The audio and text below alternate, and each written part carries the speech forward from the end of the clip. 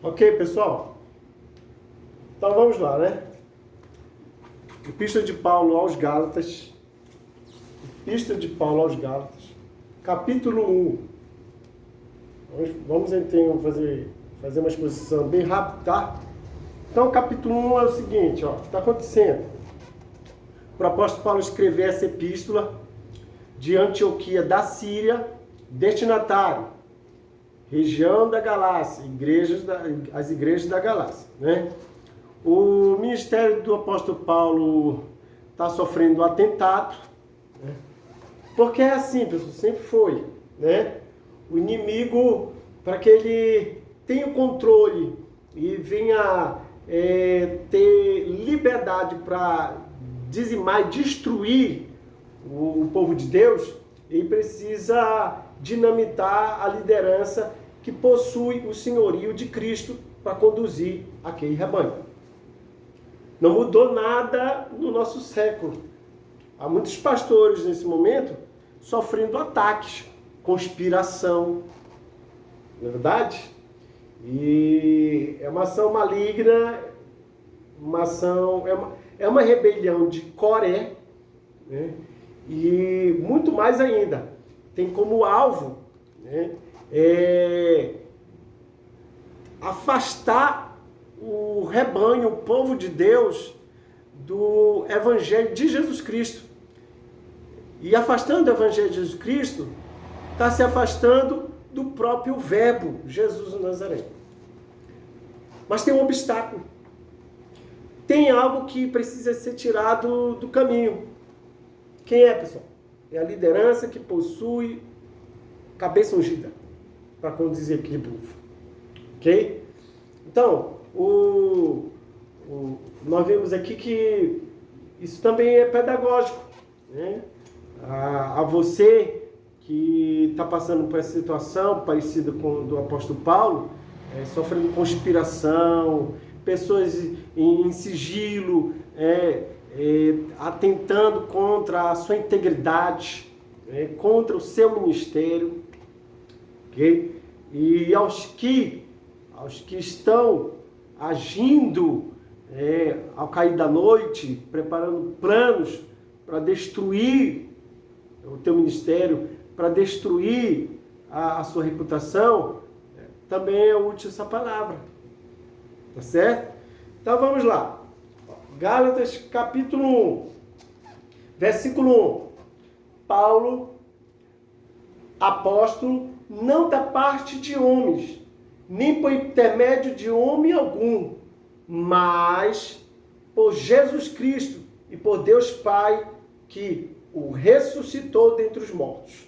Então, ó, você vai ver em outras epístolas, 1 Coríntios, se eu não me engano, Filipenses, você vai ver outras epístolas em que o apóstolo Paulo, ele fala sobre a sua credencial apostólica, né? E só que só aqui mesmo, somente na epístola de Gálatas, que você vai observar esse acréscimo em que ele diz assim, né? Apóstolo não da parte de homens, nem por intermédio de homem algum, mas por Jesus Cristo e por Deus Pai, que o ressuscitou dentre os mortos. Então ele já defende a credencial dele, ele já defende o apostolado dele. Ele está dizendo que na linguagem comum que a cabeça dele foi ungida, né? E foi ungida pelo soberano, pelo Senhor, Deus Todo-Poderoso.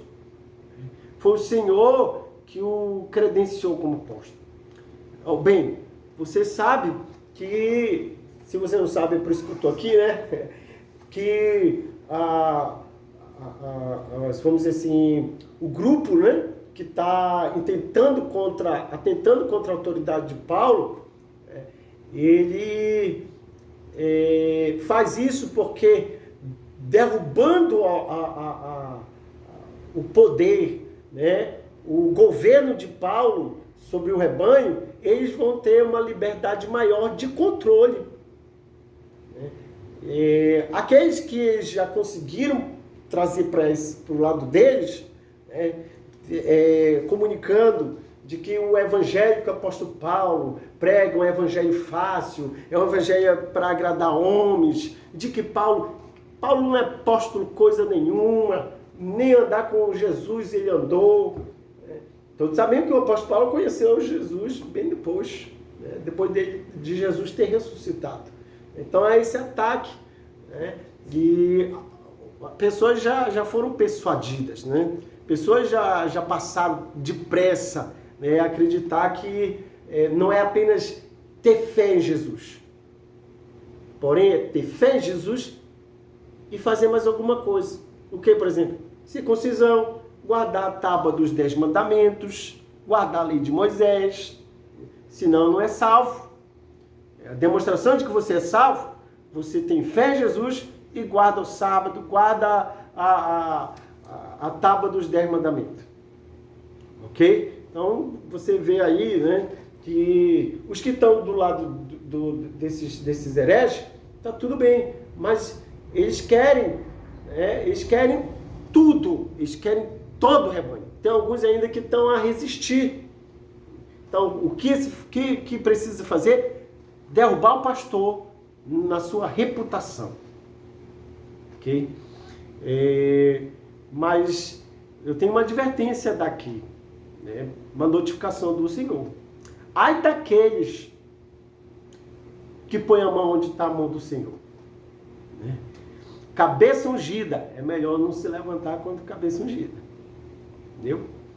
Porque Deus certamente vai reagir aos que atentam contra o senhorio do seu Filho Jesus. Porque quem separou, quem o colocou como pastor, quem ungiu a cabeça dele para estar à frente desse rebanho, foi Deus Pai e Jesus Cristo o Senhor, a qual o Pai ressuscitou dentre os mortos. Ok? Então, não vai acabar bem. Esse negócio não vai acabar bem em hipótese alguma, de se levantar contra o ungido de Deus, e mais ainda, se estiver trazendo heresia para destruir a integridade do corpo, destruir a pureza da noiva de Cristo. Então, se for necessário, sim, se defender. Há momentos que Deus diz silencia, mas há momentos que a gente tem que dar o passo mesmo, se defender. Peraí, está errado isso aí. E o que o apóstolo Paulo faz aqui. Então ele diz, Paulo, apóstolo, não da parte de homens, nem por intermédio de homem algum, mas por Jesus Cristo e por Deus Pai, que o ressuscitou dentre os mortos.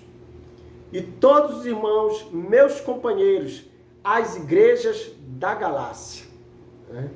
Então veio aí que as igrejas são muitas, né? E com certeza o número de irmãos, né, que desceram de Jerusalém para tentar perturbar a igreja com esse evangelho que não é o evangelho puro de Jesus, né, mas é um evangelho que traz como resultado a maldição de Deus. Com certeza o número desses rebeldes, né, e desses atrevidos é bem grande, né, porque aqui há as igrejas da Galácia. Aí o versículo 13 diz assim, graça a vós outros e paz da parte de Deus, nosso Pai e do nosso Senhor Jesus Cristo. Veja bem, é interessante essa colocação, né? Que ele diz assim, graça. E a graça é o quê, pessoal? Isso não é apenas uma saudação. Isso nos comunica também que a graça é o que é ofertado pelo Salvador como um favor imerecido, né, àquele que ofendeu ao Criador. É um favor imerecido, e esse primeiro passo vai resultar na paz. E bem sabes que paz, né, para o mundo é não ter guerra, não estar em batalha, mas para o crente, paz ainda que esteja em uma batalha acesa, ele está descansando naquele que com mão santa segura em sua mão e diz, eu não soltaria a tua mão. Ainda que a tua mãe esqueça de ti, eu sou contigo. E isso apazigua, isso traz consolo e segurança de que o Senhor, Ele nos conduzirá em cortejos de vitória e de triunfo. Então, paz para o crente não é ausência de batalha, mas é estar na guerra, servindo o seu Senhor, adorando o seu Senhor. Tá certo? Aqui ele diz aqui, graça a vós outros e paz da parte de Deus. Então, como né, nós vimos aí esse escritor cheio de Deus, né? Ele está passando um momento difícil, um momento de conspiração, um momento de ataque ao seu caráter, à sua reputação, seu ministério, mas ele pode falar de graça e paz. Amém? Porque a graça e a paz vem da parte de quem? Da parte de Deus.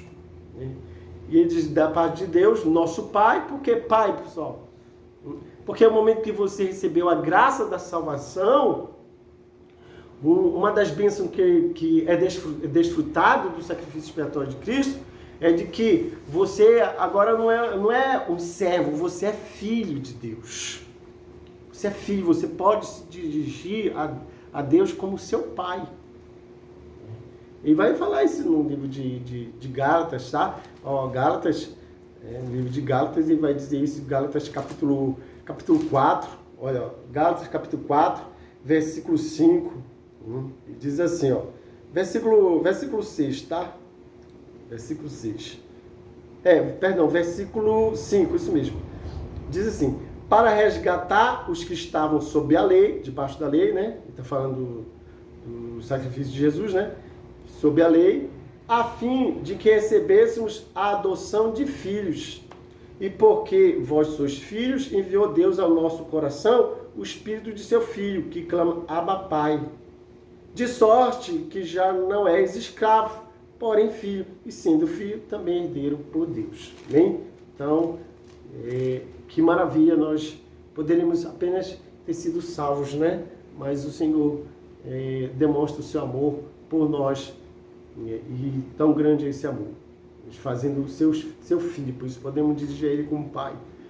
Pai, né? Nosso Pai e do nosso Senhor Jesus Cristo, o qual se entregou a si mesmo pelos nossos pecados. Então ele faz, pessoal, então ele faz uma recordação, uma lembrança, né, do que se passou lá atrás, porque esses primeiros escritos, né, da epístola vai focar de que o sacrifício de Jesus é a importância máxima de nós sermos salvos. É a importância máxima. Tá certo? Todos que estudam a teologia sabem que Jesus Cristo, ele atravessa a vida terrena por 33 anos. E por que ele não morreu de morte natural? Por que ele não morreu de acidente? Por que ele não morreu assassinado? Porque importava ele atravessar a vida terrena, 33 anos, obedecendo a tábua dos 10 mandamentos, para que essa obediência, essa justiça, né, viesse a ser imputada a nós. E assim, culminasse dele se entregar a si mesmo. E a Bíblia diz, o qual se entregou a si mesmo. Não foi a legião romana que tirou a vida de Cristo. Não foi, não. Ele mesmo disse, a minha vida ninguém a toma, mas eu a dou. E tenho poder para dar e tomá-la. Ele se entregou a si mesmo. A si mesmo, pelo quê? Pelos nossos pecados. Para nos desarraigar. Desarraigar, assim, o significado é libertar. É a mesma palavra que é usada lá para os egípcios, né? Que foi, para o povo de Israel, que foi liberto do poder, do domínio dos egípcios, no caso de Faraó.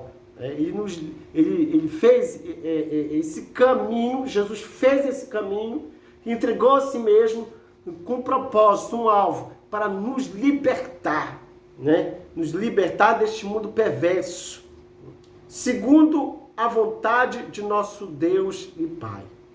A quem seja a glória pelos séculos dos séculos. Amém. Ok, pessoal? Então, esse aqui é o prefácio e saudação. Tá? Essa é uma porção que que eu tenho aqui para comunicar para você, para a glória do Senhor e Salvador Jesus. Tá bom? Deus abençoe a todos e avante, porque o Senhor ordena que o seu povo marche. Glória a Deus a todos.